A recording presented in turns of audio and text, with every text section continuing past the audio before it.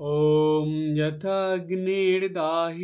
शक्ति रामकृष्णे स्थिता हिया सर्वविद्या स्वरूपां शारदां প্রণমাম্যহম। শ্রী মায়ের বলা গল্প ও গল্পকথা থেকে প্রাপ্ত শিক্ষা, এই নিয়ে আমাদের আলোচনা। আজ এই আলোচনায় শ্রী মায়ের বলা গল্পকথার মতন একটি সত্যি ঘটনা এবং সেই সত্যি ঘটনা থেকে শ্রীমা যে শিক্ষা দিয়েছিলেন সেটা নিয়ে আলোচনার মধ্যে আসব। শ্রীমা সারদা দেবী ভক্ত সন্তানদের মনের পুষ্টির জন্য, মনের পরম ধন পাবার জন্য পরম আদরে এক একটি করে কাহিনী বলতেন। সেই কাহিনীগুলির মাধ্যমে পরম বাস্তব বা বলা যায় সত্য ঘটনাকে তুলে ধরতেন। শ্রীমা ভক্তদের যেসব কাহিনীগুলো গল্পের মতন করে শোনাতেন সেগুলো কিন্তু ভক্তরা শুনে তাদের মনে হতো যে তারা এমন ঘটনা বা কথা শুনছে যেই কথার মধ্যে দিয়ে তারা অতি সহজেই সেই কাহিনীতে বলা শিক্ষা বুঝে যেত এবং শ্রীমা সেই কাহিনী বা সত্য ঘটনা বলার পর একটি ছোট্ট উপদেশ বা বলা যায় একটি নির্দেশ দিতেন, যেটা ভক্তদের সবসময় পালন করে চলার জন্য শ্রীমা বলতেন। আজ আমরা সেরকম একটি ঘটনার মধ্যে যাব। শ্রীমা একসময় বলেছিলেন, যে ব্যাকুল হয়ে ঠাকুরকে ডাকবে সেই ঠাকুরের দেখা পাবে। এই কথা বলার পর শ্রীমা এই প্রসঙ্গে একটি বাস্তব কাহিনী বলেছিলেন। এই কাহিনীর মধ্যে থেকে তিনি অর্থাৎ শ্রীমা খুব সহজভাবে বুঝিয়ে দিয়েছিলেন যে কোনো ভক্ত যদি সত্যি অন্তর থেকে চোখের জলে ব্যাকুল হয়ে ঠাকুরকে ডাকে অর্থাৎ ঠাকুরকে দেখতে চায়, তাহলে সে অবশ্যই ঠাকুরের দর্শন পাবেই পাবে। এইবার আমরা শ্রীমায়ের বলা সেই কাহিনীর মধ্যে যাব, যেই কাহিনীটি সত্য ঘটনা। সেই ঘটনা বর্ণনার মধ্যে দিয়ে শ্রীমা বুঝিয়ে দিয়েছিলেন কিভাবে ব্যাকুল হয়ে চোখের জলে ঠাকুরকে ডাকলে বা ঠাকুরের কাছে প্রার্থনা করলে ঠাকুর সেই প্রার্থনা পূরণ করেন। শ্রীমা বলেছিলেন, সেদিন একটি ছেলে মারা গেল। আহা, সে কত ভালো ছিল। ঠাকুর তাদের বাড়ি যেতেন। একদিন পরের গচ্ছিত 200 টাকা সেই ছেলেটির কাছে ছিল। সে ট্রামে করে কোথাও যাচ্ছিল। ট্রাম থেকে সেই 200 টাকা পকেট মার হয়ে যায়। বাড়ি এসে দেখে পকেটে টাকা নেই। সে তখন মনের দুঃখে ব্যাকুল হয়ে গঙ্গার ধারে গিয়ে খুব কাঁদছে আর বলছে, হায় ঠাকুর, কি করলে? এখন আমি এই টাকা কি করে শোধ করব? তার অবস্থাও তেমনি ছিল না যে সে নিজে ওই টাকা শোধ করবে। আহা, ব্যাকুল হয়ে কাঁদতে কাঁদতে দেখে ঠাকুর তার সামনে এসে বলছেন, কাঁদছিস কেন? টাকা ওই গঙ্গার ধারে ইট চাপা হয়ে আছে, গিয়ে দেখগে যা। সে তাড়াতাড়ি উঠে ইটখানা তুলে দেখে সত্যি 1 তারা নোট। টাকা পেয়ে তার চিন্তা দূর হলো। এই যে কাহিনীটি বা সত্য ঘটনাটি শ্রীমা বললেন, এই ঘটনার মধ্যে প্রথমে যে মা বললেন, সেদিন একটি ছেলে মারা গেল। সেই ছেলেটি ছিল ঠাকুরের প্রিয় ভক্ত তেজচন্দ্র মিত্র। তারই দেহত্যাগ হয়েছিল এবং তার জীবনেরই এই ঘটনা। এটি একটি সত্য ঘটনা। শ্রীমা খুব সুন্দর করে গল্পের মতন করে ভক্তদের কাছে বলতেন এবং এই কাহিনী বা এই সত্য ঘটনা বলার পরে শ্রীমা একটি উপদেশ দিয়েছিলেন বা একটি কথা বলেছিলেন। কি বলেছিলেন শ্রীমা? শ্রীমা বলেছিলেন, যারা ঠাকুরকে দেখেনি তারা একটু ব্যাকুল হয়ে ঠাকুরকে ডাকলেই তার দেখা পাবে।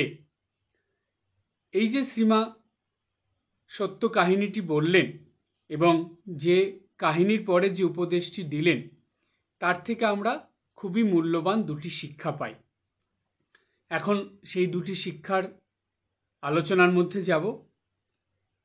প্রথম শিক্ষাটা বলার আগে 2-1টি কথা এখানে বললে ভালো হবে। বর্তমান সময়ে বেশিরভাগ মানুষের মধ্যেই একটা অদ্ভুত জিনিস দেখা যায়। যখন কোনো মানুষ বিপদে পড়ে, কোনো সমস্যায় পড়ে, তার জীবনে যখন কোনো বাধা আসে, বিপত্তি আসে, তখন তারা কি করে, বিভিন্ন মানুষের কাছে বলতে থাকে, বিভিন্ন মানুষের কাছে ছুটে যায়, এমনকি বিভিন্ন মানুষের কাছে বলেই এই সমস্যার সমাধান করতে চায়। অদ্ভুত ব্যাপার হলো, এদিকে তারা ভক্ত মানুষ, তারা নিত্যদিন ঈশ্বরের প্রার্থনা করে, জপ করে, পূজা করে, সন্ধ্যা বন্দনা করে, এসবগুলো করে, কিন্তু তবুও যখনই কোনো সমস্যা, অসুবিধা, বিপদ আসে, সঙ্গে সঙ্গে তারা সেই ঠাকুরের কথা, ঈশ্বরের কথা বা দেবতার কথা একদম ভুলে গিয়ে তারা মানুষকে বেশি গুরুত্ব দেয়। এবং তারা এটাই ভাবে যে ওই ঠাকুর দেবতা ওরা তো জড় পদার্থ, ওরা আর আমাদের কি অসুবিধা থেকে উদ্ধার করবে এবং কি আমাদের এই বাধা বিপত্তি সমস্যা থেকে মুক্তি দেবে, এইটা তো মানুষই করতে পারবে, তারা কি পারবে? কিন্তু সেই ভক্তরা এটা ভুলে যায় যে যার ইচ্ছা ছাড়া গাছের একটা পাতাও নড়ে না, যে এত শক্তিমান, যে যার শক্তিতে বা যার ইচ্ছাতে এই জগতের সব কিছু হচ্ছে, যার ইচ্ছাতে সৃষ্টি স্থিতি বিনাশ কার্য চলছে, সে যদি একবার ইচ্ছা করে বা সে যদি একবার প্রসন্ন হয় বা সে যদি ভক্তের প্রার্থনা শুনে যদি চায়, তাহলে মুহূর্তের মধ্যে সঙ্গে সঙ্গে সে সেই ভক্তের বিপদ, সমস্যা, বাধা সব দূর করে দিয়ে সব কিছু থেকে তাকে মুক্তি দিতে পারে, অর্থাৎ তার সেই দুঃখটাকে আনন্দে পরিণত করে দিতে পারে, তার বাধাকে সরিয়ে ক্রমাগত উন্নতির দিকে নিয়ে যেতে পারে এবং তার সকল সমস্যার সমাধান করে দিতে পারে। কিন্তু মানুষ এইটা করে না কেন? তার কারণ ঠাকুর দেবতা বা ঈশ্বরের প্রতি মানুষের বিশ্বাস নেই, তাদের বিশ্বাস অপর মানুষের প্রতি। এই কারণেই ভক্তদের জীবনে এত দুঃখ, কষ্ট, অশান্তি, বিপদ আসে। তাই শ্রীমা বললেন যে যারা ঠাকুরকে দেখেনি তারা একটু ব্যাকুল হয়ে ডাকলেই দেখা পাবে। এবং এই উপদেশ দেওয়ার আগে যে গল্পটা বলেছিলেন, সেইখানে যেই ছেলেটি অর্থাৎ তেজচন্দ্র মিত্র, সে এত বিপদে, এত অসুবিধার মধ্যে পড়েছিল, সে চোখের জলে ব্যাকুল হয়ে ঠাকুরকে প্রার্থনা করলো, ঠাকুর তাকে সেই বিপদ থেকে রক্ষা করলো। তাই শিক্ষাটা হলো এই, আমরা যখন কোনো বিপদে পড়ব তখন যেন অবশ্যই সেই বিপদের কথা ঠাকুরকে জানাই এবং বিপদ থেকে উদ্ধারের জন্য ব্যাকুল হয়ে চোখের জলে ঠাকুরের কাছে ক্রমাগত প্রার্থনা করতে থাকি। আর যদি ঠাকুরকে ঠিক ঠিক বিশ্বাস করে এবং ঠাকুরের প্রতি বিশ্বাস রেখে আমরা যদি এই প্রার্থনা করতে পারি, ঠাকুরের সঙ্গে আমি বলবো শ্রী মায়ের প্রতিও বিশ্বাস রেখে আমরা যদি মাকেও প্রার্থনা করতে পারি, তাহলে অবশ্যই খুব তাড়াতাড়ি আমরা এই বিপদ থেকে উদ্ধার পাবো, আমাদের সমস্যা সমাধান হবে এবং সকল বাধা বিপত্তি দূরে সরে গিয়ে ক্রমাগত জীবনে উন্নতি হবে। এবার দ্বিতীয় শিক্ষার মধ্যে আসব। দ্বিতীয় শিক্ষা হলো, এটাও একটা অদ্ভুত ব্যাপার, বেশিরভাগ ভক্ত মানুষরাই ঠাকুরের নাম জপ করে, ঠাকুরের কাছে প্রার্থনা করে, পূজা করে, ঠাকুরের কথা স্মরণ মনন করে, কিন্তু একটু ভালোভাবে চিন্তা করে দেখবেন কোনো ভক্তরাই ঠাকুরকে দর্শন করতে চায় না।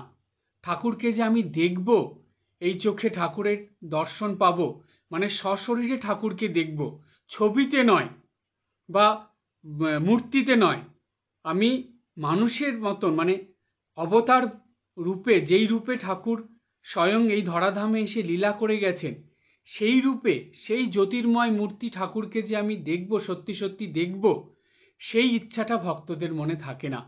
সেই ইচ্ছা নিয়ে ভক্তরা কখনো প্রার্থনা করে না। তারা সব সময় প্রার্থনা করে নিজের সুবিধার জন্য, অপরের জন্য, এরকম প্রার্থনা করতে থাকে, তার নাম করতে থাকে, পূজা করতে থাকে, গতানুগতিকভাবে চলতে থাকে। কিন্তু হে প্রভু, আমি তোমাকে দেখতে চাই, হে ঠাকুর আমি তোমার দর্শন চাই, এই ছবিতে বা মূর্তিতে নয়, যে শ্রীরামকৃষ্ণ অবতার হয়ে এসেছিলে এবং লীলা করে গেছো, সেই রূপটা আমি দেখতে চাই। এই রূপ আমি দেখব বলে তোমার কাছে ক্রমাগত প্রার্থনা করছি, তুমি এই রূপেই আমাকে দর্শন দেবে, আমি এই রূপেই তোমার দর্শন করতে চাই। এই রকমভাবে কোনো ভক্তই ঠাকুরের কাছে প্রার্থনা করে না। তাই শ্রীমা এই শিক্ষা দিলেন, আমরা যদি সত্যি ঠাকুরকে দেখতে চাই, তার দর্শন করতে চাই, তাহলে আমাদের এই বিষয়মুখী মনটাকে প্রথমে ঈশ্বরমুখী করতে হবে, তারপরে ব্যাকুল হয়ে ঠাকুরকে ডাকতে হবে এবং ঠাকুরের কাছে ক্রমাগত প্রার্থনা করতে হবে, যাতে তার দর্শন আমরা পাই। এবং এই পৃথিবী থেকে যাওয়ার আগে ঠাকুরের কাছে ক্রমাগত এই প্রার্থনা করলে ঠাকুর অবশ্যই ভক্তের সেই মনোবাঞ্ছা পূরণ করবেন। তার কারণ তিনি হলেন ভক্তের ভগবান। তাই ভক্তের মনোবাঞ্ছা পূরণ করার জন্য ভগবান সর্বদাই বা সদাই উদ্গ্রীব হয়ে থাকেন। তার জন্য তিনি চান যে সেই ভক্ত তার প্রতি কতটা বিশ্বাস সম্পন্ন, নিষ্ঠাবান এবং তাকে পাওয়ার জন্য সে কতটা ব্যাকুল, তাকে দেখার জন্য, তার দর্শন করার জন্য যেরকম যেরকম মনের ব্যাকুলতা আসে, ঠিক সেই রকম ভগবান তার প্রতি কৃপা করেন, আশীর্বাদ করেন এবং তার মনের বাসনা অর্থাৎ সেই ভক্তের মনোবাঞ্ছা পূর্ণ করেন। এই ছিল শ্রী শ্রী মায়ের অমূল্য শিক্ষা, যেই শিক্ষার কথা আমরা আলোচনা করলাম।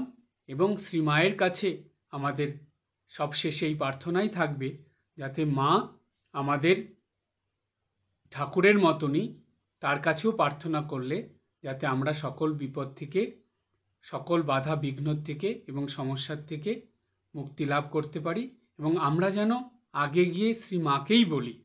অন্য কোথাও বলার আগে সবার আগে মাকে বলবো। মায়ের উপর বিশ্বাস রেখে আমরা এটা মনে মনে ভেবে রাখবো যে মাকে যখন বলেছি ঠিক এই সমস্যার সমাধান হবে। এই বিশ্বাস রেখে ব্যাকুল হয়ে চোখের জলে মায়ের কাছে যেন সকল প্রার্থনা করি এবং ঠাকুরের মতনও যেন শ্রী মাকে সশরীরে দেখার ইচ্ছা এবং মাকে দর্শন করার ইচ্ছা যেন আমাদের থাকে। এই জন্ম অতিক্রম করে পরজন্মে যাওয়ার আগেই আমরা জানি শ্রী মায়ের দর্শন লাভ করি এবং মায়ের কোলে বা মায়ের চরণেই জানি আমরা চির দিনের জন্য স্থান লাভ করতে পারি। এই হবে আমাদের মায়ের কাছে ক্রমাগত প্রার্থনা যে মা তুমি দর্শন দাও, দিয়ে আমার এই মানব জনম ধন্য করো এবং তোমার কোলে আমাকে চিরদিনের মতন স্থান দাও। আজ এই পর্যন্ত। সবাই ভালো থাকবেন, হাসি খুশি আনন্দে থাকবেন। ওম জননীং শারদাম দেবীম রামকৃষ্ণম জগদ্গুরুম পাদপদ্মে তয়োশ্রিত্বা প্রণমামি মুহুর্মুহুঃ।